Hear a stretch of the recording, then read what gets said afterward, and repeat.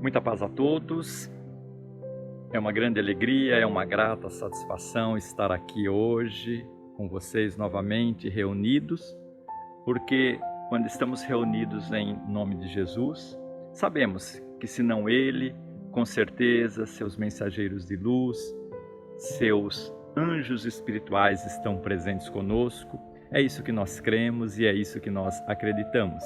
Por isso estamos aqui, para louvar a Deus, para agradecer a Deus por tantas bênçãos que recebemos em todos os momentos e para pedir, porque somos eternos pedintes na casa desse Deus amoroso.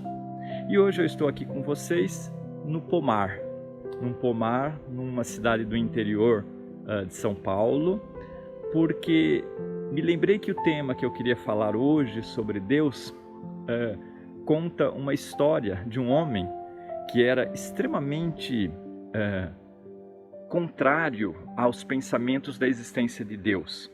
E ele procurava Deus na cidade grande, procurava Deus nas faculdades, nas universidades, junto aos pesquisadores, aos intelectuais, e não encontrava Deus. Não encontrava Deus onde existiam as obras dos homens. E ele começa a viajar pelo interior, começa a viajar pelas montanhas, começa a ver aqueles rios maravilhosos, aquelas árvores cheias de frutas e tal. E aí, conversando com um homem simples, humilde, da roça, ele então pergunta para esse homem: onde que eu encontro Deus? E o homem então aponta aquela beleza da natureza, a beleza de um céu azul, de um sol brilhando, das montanhas, dos riachos, dos pássaros cantando.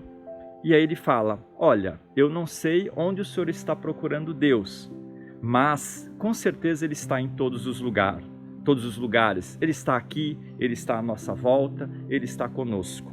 E aí, lembrando dessa passagem da natureza, eu falei: poxa, que bacana falar de Deus também na natureza, estar próximo como nós estamos.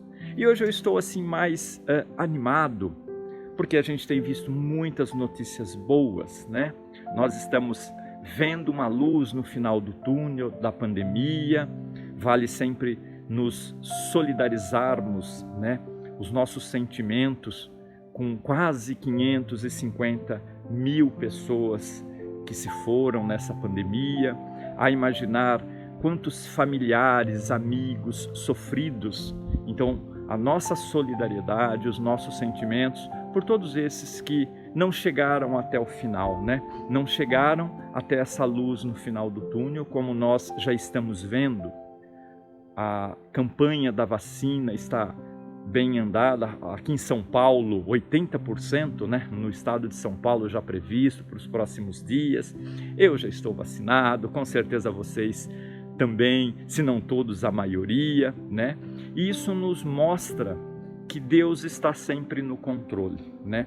Isso nos mostra que se nós estamos vendo uma luz no final do túnel, é importante a gente aproveitar o momento dessa alegria, desse ânimo e nos perguntarmos: horas, ao invés de eu aguardar essa luz no final do túnel, ao invés de eu aguardar ansiosamente que esse túnel escuro se dissipe e que a gente perceba a luz maravilhosa de Deus, né?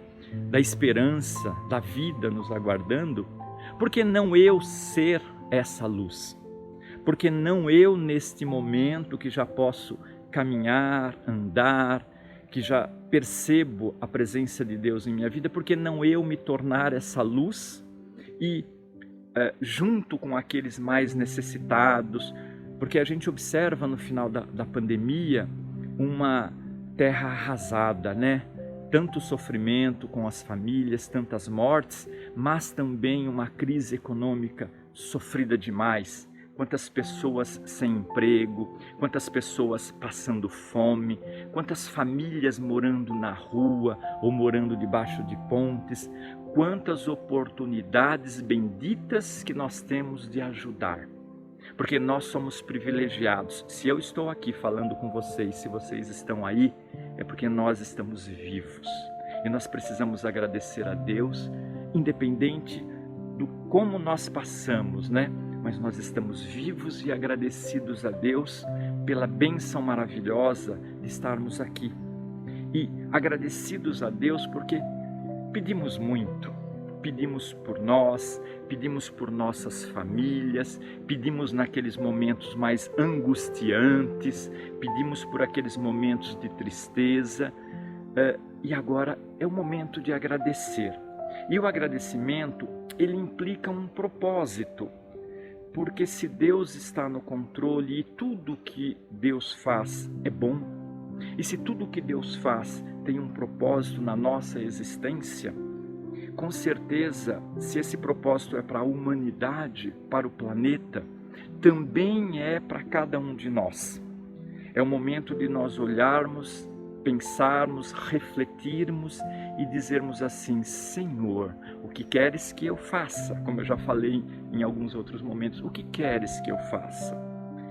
E temos aquela dificuldade natural, parece que ele não fala, não responde para nós, né? Eu até citei aqui, numa outra oportunidade, quando eu estava fazendo uma visita num hospital, que eu encontrei um senhor que estava totalmente queimado, né, sofrido demais, e aí ele estava numa alegria, naquela condição tão sofrida, acamado, queimado, tinha saído do coma, e ele estava em tanta alegria que eu ainda lhe perguntei: puxa, mas por que essa alegria? E ele me disse: porque eu converso com Deus, porque eu falo e Ele me ouve, Ele fala e eu ouço.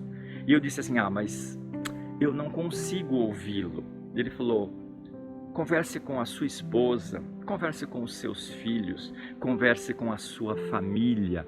Com certeza Deus fala com eles. Se não fala comigo, fala através deles. E aquilo foi muito marcante para mim, porque nós precisamos aprender a ouvir Deus através das pessoas que estão conosco e depois ouvir Deus através dos nossos ouvidos. Quem tem ouvido de ouvir, que ouça. Mas enquanto eu não tenho essa capacidade de entender o Pai Celestial, enquanto eu não consigo ouvir a sua mensagem, eu preciso ouvir os seus sinais. E eles estão a todo momento, estão à minha volta. Eu não posso fingir que eles não existem. Porque nós, neste planeta, estamos todos conectados. Estamos todos numa teia, nesta conexão em que o que acontece do outro lado do mundo atinge a gente. Como nós vimos na questão do vírus. Olha, uma coisa, um vírus microscópico que nasceu a 20 mil quilômetros de distância daqui, atingiu a todos em cheio. O que dizer daqueles que nós encontramos na esquina das nossas casas, abandonados nas calçadas, jogados debaixo dos viadutos, próximos de nós? Não podemos dizer: mas não tenho nada a ver com isso, porque estamos todos conectados. E nós somos instrumentos de Deus para ajudarmos, auxiliarmos através dos seus anjos, através do plano espiritual, do nosso anjo da guarda, para que a gente possa trabalhar nesta seara maravilhosa. E se a gente só pedir ou não conversar com Deus, a gente não vai nunca conseguir entender quais são os planos, qual é o propósito que Ele tem na minha vida ou para a minha vida, né? Tem uma história muito bacana, uma historinha, uma parábola muito linda, conta que havia esses que se fala, alpinistas, né, que escalam, extremamente vaidoso, orgulhoso, tinha ganhado um monte de prêmios, né, já tinha escalado os picos mais altos do mundo, e ele era extremamente orgulhoso, arrogante, que tudo ele conseguia na fé que ele acreditava nele. Até que certa vez ele aceita um desafio de subir a escalada do Monte Everest numa determinada parte lá de noite. Não podia, ninguém podia fazer aquilo, mas ele aceitou o desafio de fazer. Porém, quando ele chegou à cidadezinha na beira da montanha, aquelas cidades onde ficam se preparando para as escaladas, Quando ele chegou naquela cidade e marcou tudo, preparou que ia ser numa determinada noite, que ele iria fazer essa escalada, ouviu-se que haveria a chegada de uma grande tempestade, uma tempestade de neve, de frio, e ele então, mesmo assim, resolve encarar o desafio. Não queria mudar os planos, não queria marcar para outro momento, para outra semana, para outro mês, porque ele se sentia todo poderoso. Então ele encara aquele desafio e diz: eu vou conseguir. De noite, com frio, com tempestade, seja lá o que for. E ele vai. Determinado horário, 4, 5 horas da tarde, ele já estava num posto avançado de subida e ele tinha que atingir uma determinada quantidade de altura, de nível, né? De subida de nível, 1.000 metros, 1.200 metros, para vencer aquele desafio. Então, ele começa a fazer a escalada. Ao entardecer, vem a noite, ele continua, vem o frio, e ele ali se segurando, e vem a tempestade. E ele continua firme ali na madrugada, começando 1 hora da manhã, e ele tentando chegar. Mas ali a tempestade estava muito forte, o frio demais, ele começou a perder o controle, começou a fraquejar, realmente o desafio era muito grande para ele. E numa dessas ele escorrega, e aí cai num abismo escuro, frio, no meio da tempestade. Mas como ele também se cuidava muito na questão da segurança, ele fica pendurado na corda, aquela corda que vai sendo travada, né? Ele fica pendurado, ele cai não sabe-se quantos metros e se pendura naquele escuro, ali ele fica mexendo, chacoalhando, até que para naquele silêncio, apenas o vento da tempestade que passava lá fora, mas ele estava num cubículo, numa descida vertical escura, com frio e com medo, com dor, machucado, mas ali ele estava e não sabia mais o que fazer, não tinha como sair dali, naquele escuro, como sair, como voltar aonde ele estava. Então ele começa a conversar com Deus. E aí, dentro da sua humildade, dentro da sua preocupação, como nunca tinha conversado com Deus, ele eleva com muita força, com muita intensidade o pensamento a Deus e diz: Senhor, me ajude. O que eu faço para sair daqui neste momento? Terei um propósito de vida diferente. Viverei para Ti, mas poupe-me, Senhor, para que eu possa continuar a minha vida. Me dê uma chance, uma nova chance de viver. E ao falar e ao pedir cada vez mais com o pensamento difícil por causa do frio, ele ouve uma voz que diz: corte a corda, corte a corda. E ele assusta, né? Corte a corda? Deus me livre! De jeito nenhum! Como que eu vou cortar a corda? Nesse escuro, pendurado nesse túnel? Jamais! E ele pede: Senhor, me ajude, me dê uma luz, e eu me tornarei uma pessoa melhor para Ti e trabalharei na Tua seara. Corte a corda, corte a corda. De jeito nenhum. Deus me livre. E o medo? E o medo não era isso que ele esperava. Eu acho que ele esperava, na verdade, aparecer um anjo e levá-lo de volta de onde ele caiu. E ele não corta a corda. E o frio congela, ele perde os sentidos e ali mesmo ele morre. Ali mesmo ele deixa esta existência terrena. Bom, passado alguns dias, encontram ele naquela condição, porque foram as expedições para buscá-lo, encontram ele, e aí aparece na manchete de um dos dias seguintes, né? Grande alpinista aceita desafio, perde a vida e morre pendurado por uma corda a 3 metros do chão. Pendurado a 3 metros do chão. Olha que interessante, olha a mensagem que fica para nós. Corte a corda, mas não era essa a mensagem que ele queria. Mesmo fazendo todos os propósitos, mesmo Deus conversando com ele, através, como espíritas que somos, né? Através do plano espiritual, através do seu anjo da guarda, recebendo aquela intuição mediúnica, ele não entendeu a mensagem e ali ficou. É assim que acontece conosco, quando não estamos acostumados a conversar com Deus, quando somente conversamos com Deus na hora da dor, na hora da preocupação, na hora do desespero. Não conversamos com Ele para agradecer pela vida, não conversamos com Deus para agradecer pela família, para contar do nosso dia, para contemplar Ele com uma coisa boa que aconteceu, com um amor. Não, a gente costuma conversar só nos momentos de dor. E aí não entendemos quais são as respostas do Criador em nossa vida. Então, essa mensagem que fica para nós nesta saída da pandemia é também a mensagem que ficou na história.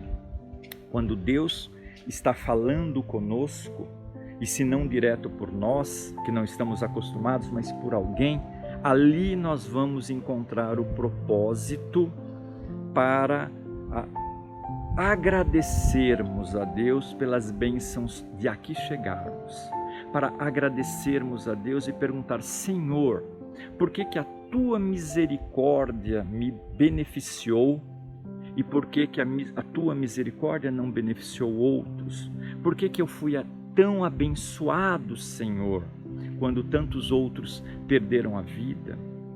E também para aqueles que saíram dos momentos difíceis, das internações e das UTIs e que fizeram os propósitos com Deus. Vale, nesse momento de agradecimento, que a gente acorde para o que Deus espera que a gente faça. Quais são os planos dele? Porque se tem um plano de Deus para a humanidade, tem um plano de Deus para cada um de nós. Para mim, para você, para nós, para o nosso filho, para o nosso pai, para a nossa família, para todos nós. E é esse plano de Deus que a gente precisa conhecer, esse plano de amor, esse plano de caridade, de solidariedade, de ajudar. Jesus, quando aqui esteve, nos ensinou que seremos felizes na medida em que praticamos as leis de Deus. Ele nos ensinou essa lei, o amar a Deus, amar ao próximo como a si mesmo. Amarás o Senhor teu Deus de todo o teu coração, de toda a tua alma, de todo o teu entendimento, e amarás ao próximo como a ti mesmo. E amar o próximo é sentir compaixão pelo sofrimento dele, é se colocar no lugar dele e se perguntar: como posso ajudá-lo? Como posso melhorar, confortar a vida dele? Porque é o mínimo que nós podemos fazer. É o mínimo que nós podemos fazer com tantas bênçãos recebidas e que estamos recebendo. É o mínimo que Deus espera de nós. E é o momento. Ouvimos muito como espíritas que somos, e ouvimos inclusive a passagem de Jesus, né? Bem-aventurados os pobres, os humildes de coração, porque eles herdarão a terra. E a gente observa a terra passando de um planeta, a terra passando de provas e expiações para um mundo de regeneração. E a gente também se pergunta: qual é a minha parte? Eu vou estar nesse novo mundo de regeneração? Eu serei digno de entrar nesse mundo? Então, cabe neste momento em que a gente vê esta luz, a luz bendita de Deus iluminando os cientistas, a medicina, os governos, a gente vê as pessoas voltando à sua liberdade, à sua vida, a economia retomando. A gente vê uma luz no final do túnel maravilhosa, uma luz de esperança, luz de amor, luz da presença de Deus, como o sol que aparece depois da tempestade. Mas olhemos para nós, como eu também posso fazer essa luz brilhar, porque Jesus nos falava sobre que brilhe a vossa luz, para que possam ver as vossas boas obras, né? Quais são as minhas boas obras? Preciso fazer esta luz brilhar, sair esta luz, para que eu possa mostrar e fazer acontecer as boas obras na minha vida. É o mínimo que eu posso fazer diante de tanto agradecimento, diante de tantas bênçãos recebidas desse Criador maravilhoso. Senhor Deus, muito obrigado pela Tua luz, pela Sua presença em minha vida, pela Sua presença em minha família. Senhor, muito obrigado por confortar tantas famílias sofridas. Senhor, acolhe todos esses nossos irmãos que se foram e que se encontram hoje no plano espiritual. E que nós possamos aprender e praticar o Teu verdadeiro amor neste momento em que estamos com a esperança, como a luz de Deus a brilhar em nossos corações e mentes. Que assim seja, graças a Deus. Amém.